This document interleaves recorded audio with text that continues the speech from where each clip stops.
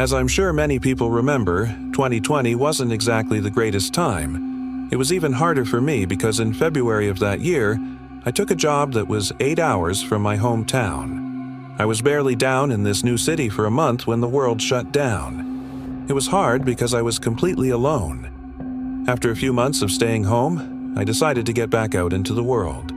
It didn't take long for me to find myself on some dating apps. I honestly wasn't looking for love. I just wanted to casually meet some people, maybe make a connection or two. One of the guys I met was someone named Wade. He was handsome, smart, funny, pretty much everything you could want in a partner. But something was just off.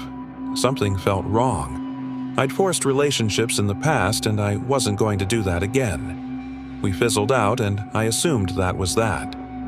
A few weeks later, I started noticing a gray SUV with dark tinted windows parked outside my house every single night.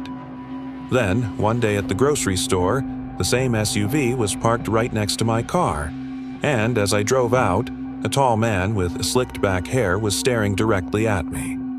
I tried to shake it off because I had a coffee date with someone named Paul, but halfway through the date, I looked out the window, and there was the gray SUV again. I spotted the same tall man sitting in the corner of the coffee shop on his phone, watching. I made an excuse and left. On my drive home, the SUV followed me. Paul convinced me to call the police. The officer knocked on the window and came back to tell me something I never expected. The man was a licensed private investigator. Someone had hired him to follow me. Weeks passed. Then Paul and I went on a hike. Deep in the woods, something felt off again. When we got back to the parking lot, Paul went to use the bathroom. I was alone, and suddenly, Wade came sprinting out of the woods. He grabbed my arm and screamed that we were leaving. I screamed louder. Paul came running out and tackled him. Wade backed off and we got out of there.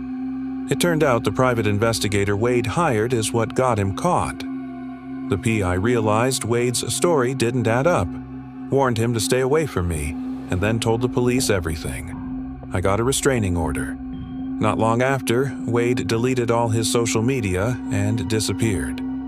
I'm still terrified that someday he'll find me again. If Paul wasn't there that afternoon, I have no idea what Wade would have done. It may seem like an exaggeration, but I believe Paul saved my life that day.